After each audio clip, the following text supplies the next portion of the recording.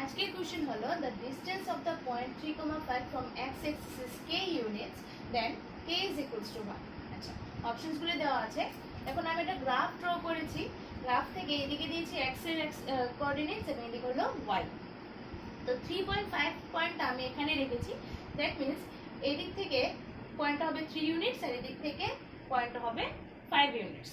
এখন এই যে x অ্যাক্সিস থেকে এই পয়েন্টের ডিসটেন্স এটা হলো আমার k। এখন এই k এর ভ্যালুটা কত হবে?